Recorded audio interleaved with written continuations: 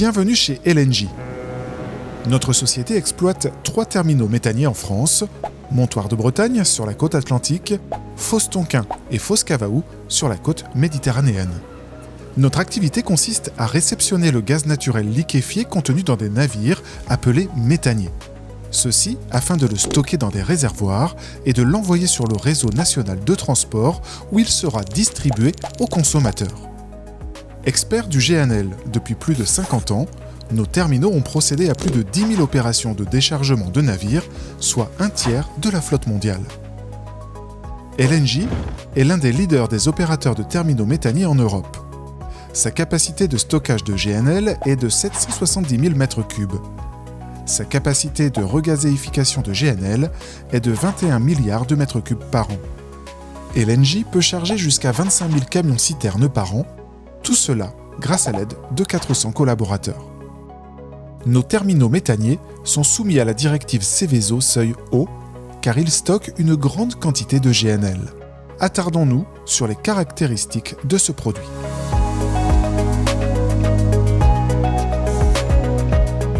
Le GNL, ou gaz naturel liquéfié, est maintenu à la température de moins 160 degrés pour qu'il reste à l'état liquide.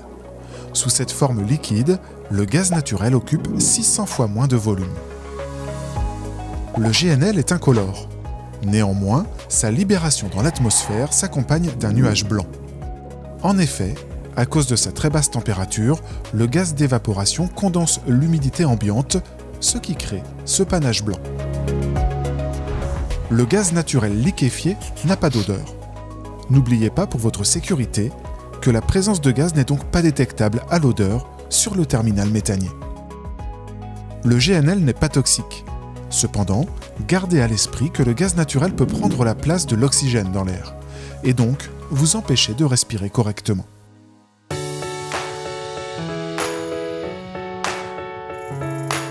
La chaîne du GNL est composée de 5 maillons. Le gaz naturel est extrait d'un gisement. Il est principalement composé de méthane. Ensuite, il est envoyé dans les usines de liquéfaction. Le gaz y subit un refroidissement pour le rendre liquide et donc plus facilement transportable. Une fois liquéfié, le gaz est alors chargé dans des navires méthaniers afin d'être transporté par voie maritime. Après leur trajet, les navires vont livrer le GNL dans les terminaux méthaniers où il sera regazéifié. Finalement, le gaz est envoyé sur le réseau national afin qu'il soit transporté et distribué aux consommateurs.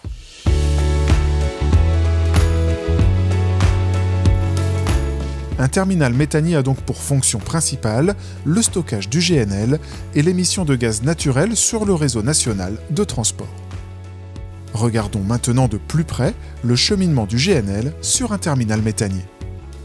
Tout d'abord, le gaz naturel liquéfié arrive par bateau méthanier. Celui-ci accoste et s'amarre à nos appontements.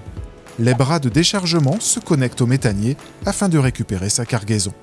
Le GNL est alors stocké dans nos réservoirs cryogéniques en béton pour quelques jours. Pour être regazéifié, le GNL est ensuite envoyé vers des pompes haute pression. Là, le GNL est mis en pression à 80 bars. Puis il passe par les échangeurs thermiques où, à l'aide de l'eau, il retrouve son état gazeux. Enfin, le gaz naturel passe par une station d'odorisation qui lui donne son odeur caractéristique. Le gaz naturel peut alors être envoyé sur le réseau national de transport pour être distribué aux consommateurs. Maintenant que vous connaissez le fonctionnement du terminal, décrivons la journée type d'un chantier sur notre site gazier.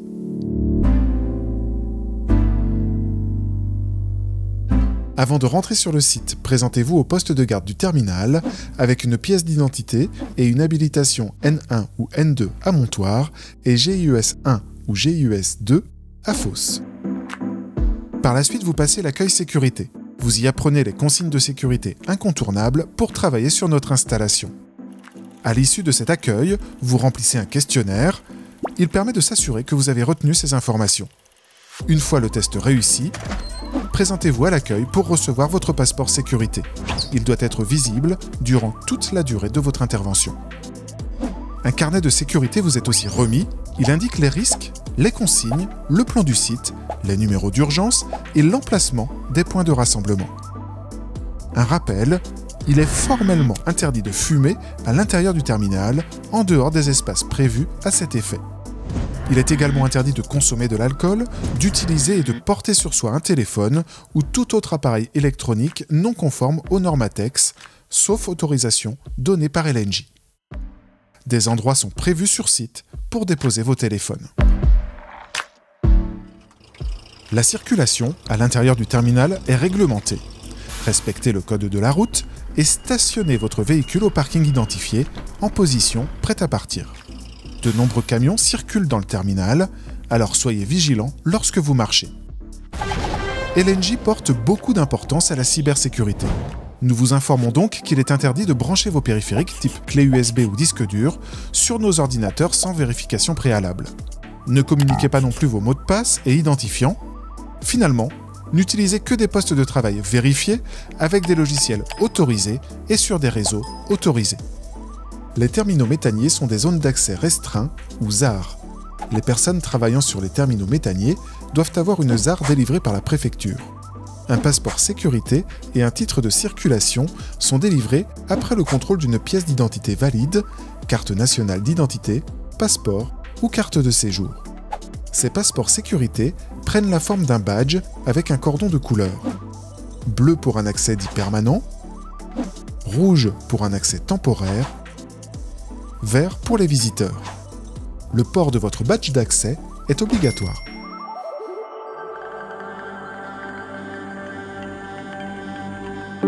Pour préparer votre intervention sur notre site industriel, LNJ et votre entreprise ont réalisé un plan de prévention. Ce document atteste qu'une analyse des risques a été réalisée avant le commencement de votre activité. Vous devez impérativement en avoir pris connaissance et l'avoir signé. Ce document doit être présent sur votre chantier. Dès que vous avez votre passeport sécurité, il faut récupérer 2 documents avant d'accéder à votre chantier. Premier document, l'autorisation de travail. C'est l'assurance que l'exploitant a pris connaissance de votre activité sur le terminal. Il stipule les condamnations réalisées pour votre chantier. Ce document n'est valable qu'un seul jour, donc à la fin de votre journée, rendez votre autorisation de travail et vos permis au poste de garde à Montoire de Bretagne ou au bureau du chef de car sur les terminaux de Fos. Second document, les permis. Il vous autorise à réaliser une activité spécifique avec les mesures de prévention adéquates afin de minimiser le risque. Une fois ces documents à votre disposition, vous pouvez vous rendre sur votre chantier. Pour rentrer en zone gaz, vous devez porter les EPI ou équipements de protection individuelle adaptés. Sur le terminal, les EPI obligatoires sont des chaussures de sécurité, une tenue de travail antistatique double couche avec des manches longues, des lunettes de protection, un casque avec une jugulaire ajustée, une paire de gants et un casque anti-bruit ou des bouchons d'oreille dans les zones signalées. Les EPI sont indispensables pour assurer votre sécurité. Votre employeur a l'obligation de vous fournir des EPI adaptés aux risques liés à votre activité. Assurez-vous que vos EPI sont en bon état. Pour rentrer en zone gaz avec un véhicule, il vous faut un permis de circulation et un véhicule autorisé par LNJ qui remplit ces conditions. Un moteur diesel, un coupe-batterie coupant toute alimentation électrique, un pare-étincelle à l'échappement et un extincteur valide. Une fois votre véhicule vérifié, LNJ vous délivrera un macaron qui valide la conformité de votre véhicule. En vous stationnant, pensez à ouvrir le coupe-batterie et laissez les clés sur le contact. De plus, sur Montoire de Bretagne, vous rentrez en zone gaz avec un accompagnateur du service QHSE. Une fois arrivé sur votre zone de travail, une inspection est réalisée avec votre chef de chantier pour faire 1 minute d'arrêt et vous poser les bonnes questions. Ai-je toutes les autorisations et les compétences? Ai-je les moyens pour intervenir? Mon environnement de travail est-il sécurisé? Cette démarche permet d'intervenir en toute sécurité.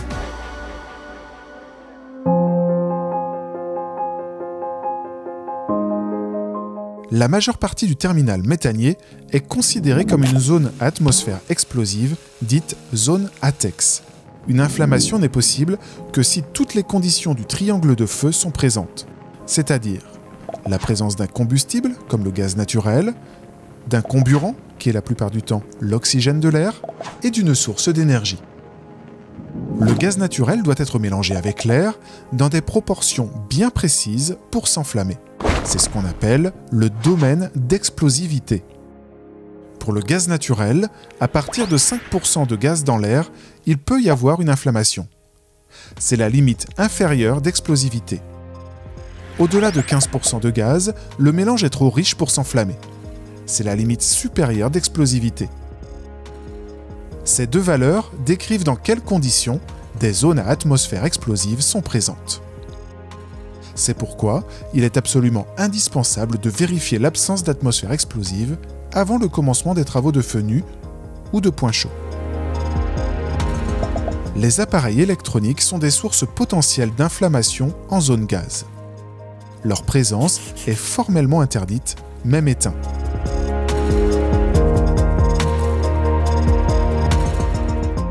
Le gaz naturel liquéfié est maintenu à une température de moins 160 degrés. Évidemment, vous n'y tremperez jamais les mains, mais gardez à l'esprit que même un simple contact avec une vanne ou un tuyau transportant du GNL peut vous brûler très gravement. À proximité de lignes de GNL, portez impérativement des gants. Et sous aucun prétexte, vous ne touchez une canalisation de gaz naturel liquéfié.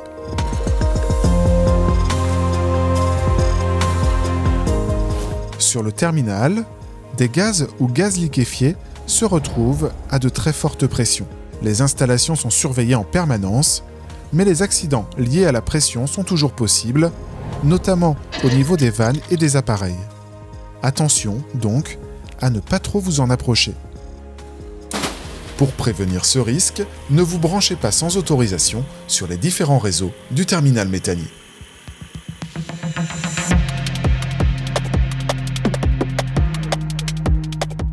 Des installations électriques sont présentes sur l'ensemble du site. Pour intervenir dessus, il faut détenir l'habilitation en lien avec la nature des travaux. De plus, assurez-vous que la consignation a bien été faite avant de commencer votre activité. La vérification d'absence de tension doit être réalisée avant le début de travaux électriques.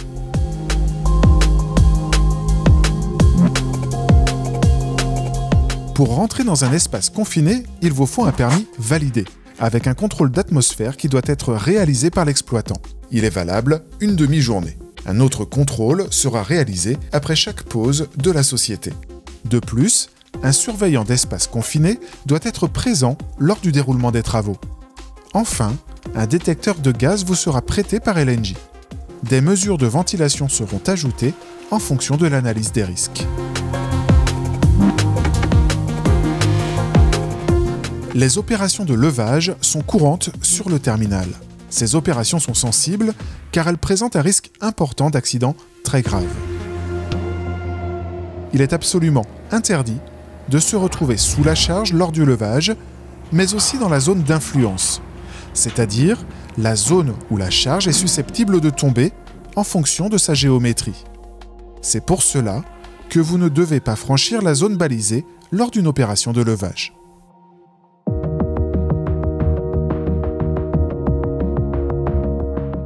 Des produits chimiques sont présents sur le terminal, comme le THT, qui nous permet d'odoriser le gaz naturel.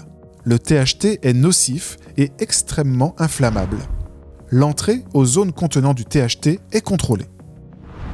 Si vous utilisez des produits chimiques lors de votre activité, lisez la fiche de données de sécurité ou FDS. Elle détaille l'utilisation du produit en question, mais aussi les équipements de protection qu'il faut utiliser pour manipuler le produit chimique et les actions à réaliser en cas de contact avec celui-ci.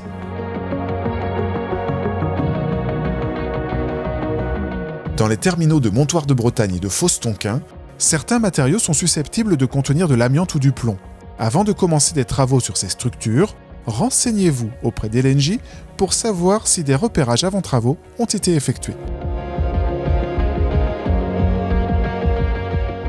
Tous les travaux en hauteur sur le terminal doivent faire l'objet d'une analyse de risque. Si vous utilisez un échafaudage, assurez-vous qu'il a été réceptionné et est conforme à votre besoin. Il y aura une pancarte verte. S'il n'est pas réceptionné ou non conforme, la pancarte sera rouge. Il sera donc interdit d'utiliser l'échafaudage.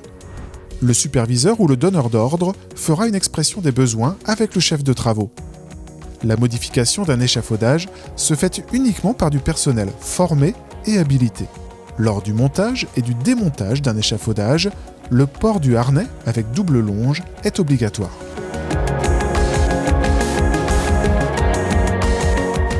Nous vous rappelons que votre activité doit être exécutée dans un espace de travail propre et rangé. Un espace de travail désordonné représente toujours un risque pour vous et pour les autres. Pensez à ranger au fur et à mesure au lieu d'attendre la fin de votre activité. De plus, soyez responsable et pensez à l'environnement. Ne déversez pas des produits liquides sur le terminal. Des espaces de tri sont à votre disposition sur le terminal. Si jamais vous êtes témoin d'un déversement de petite échelle de produits chimiques, si possible, arrêtez la fuite, limitez l'extension de la fuite avec de l'absorbant ou des boudins de barrage, jetez l'absorbant dans les poubelles des déchets dangereux prévus à cet effet. En cas de déversement, appelez d'urgence le 18 en interne.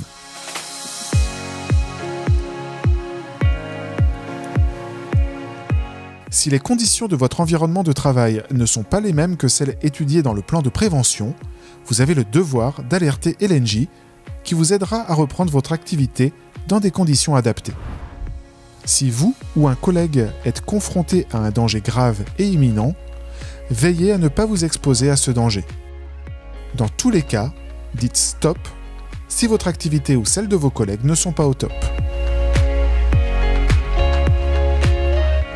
Une fois votre activité terminée et que vous réalisez le repli de chantier, aucun déchet lié à votre activité ne doit subsister.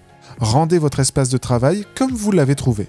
Enfin, avant de quitter le terminal, vous devez rendre votre autorisation de travail et les fiches de consignation au chef de car.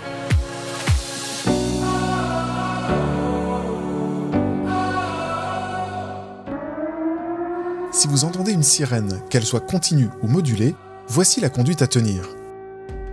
J'arrête mon activité, je mets en sécurité mon chantier en ouvrant les coupes batteries et en appuyant sur les arrêts d'urgence des engins. Je rejoins à pied sans précipitation le point de rassemblement le plus proche. Je badge une fois arrivé au point de rassemblement. Je suis les instructions d'LNJ concernant la reprise des travaux.